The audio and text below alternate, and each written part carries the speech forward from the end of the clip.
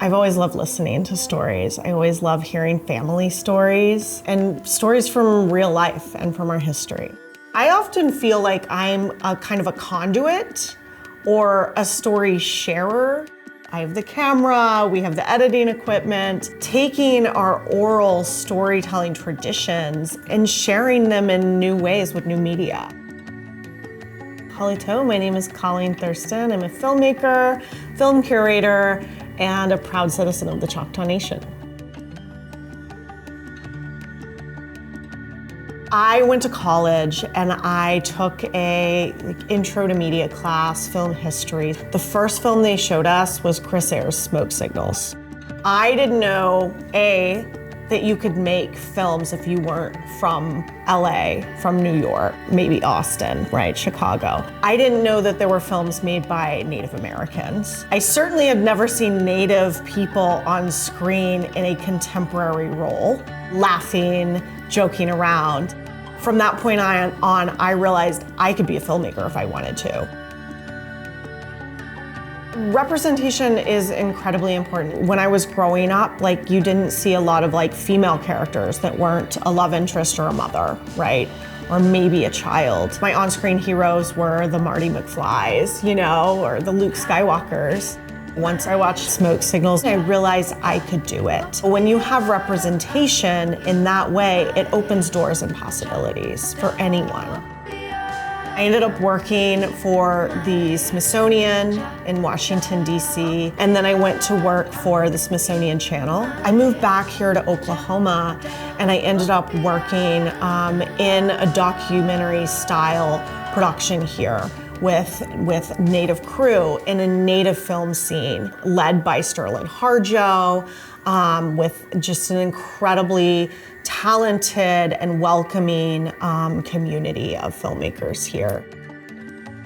When I started making Drowned as my first feature independent production, every time I would talk about it, people would say, what is your connection to this story? What is your connection to the land and the water in Oklahoma? And that's when I would get to talk about my grandfather's work had to do with the water. My grandfather's work had to do with the dams. I grew up going to these lakes, and every summer you can find me there.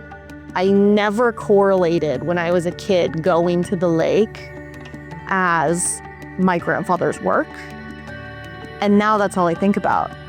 I received his 8mm films as a gift, and understanding that I not only come from a line of storytellers, but that I come from a line of visual media makers was really inspirational for me. And I just kept getting feedback about, you need to tell that story. And I would say, this film is not about me. I eventually started listening and put myself in my film. Ended up making a personal story about my own connection to land, water, and the displacement of our peoples, as well as my family's legacy. As a Choctaw person, obviously, I've always been aware of our history as displaced peoples. Once I realized there is a danger if rivers are commodified, if dams are built, if lakes are built, then people will have to move. It's about protecting the water. It's about drawing attention to this beautiful area of southeastern Oklahoma within the Choctaw Nation. But it's also about how our history is still relevant to today and how our history continues to live.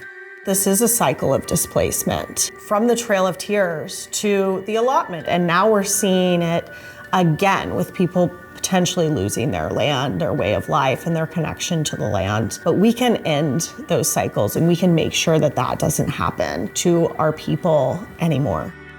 When you're telling a story, there's a potential for narrative change. Narrative change affects real change. Perfect example is Standing Rock in 2016 got a lot of media coverage. And the narrative before that was, there's not space for Native stories on television. There's not an audience for that. Afterwards, we now have Reservation Dogs, Rutherford Falls, other Native TV shows that are coming up, a thriving Native film industry. We can get ahead of the story. We can control the narrative. We can let people know what we want other people to know about us. I want people to know how beautiful our nation is, how beautiful the reservation is, and how beautiful places like the Kiamichi River are. The Kiamichi River is a very special river in that it is wholly located within the Choctaw Nation. From the headwaters down to Sardis Lake, it is undisturbed. That is the birthplace, and that's a sacred place. So that's what needs to really be marked and protected as a sacred place, as a life-giving source for everyone else downstream. To be, what I've learned, the first female director of a feature documentary who's a tribal citizen is incredible. To be part of a larger movement right now and a larger movement to get visibility for our people out there is an honor and just a gift. I don't feel the kind of pride with an award that I feel when the people that I'm working with tell me thank you. That's the award. That's the best thing I can ask for. To feel like I made it is when I feel like I'm giving back. With this film, I feel invested in it. I feel like I've made really meaningful relationships. I've gotten to know a river. I've gotten to know a land source that is very important and meaningful. To be recognized by my tribe is huge. That feels like I made it.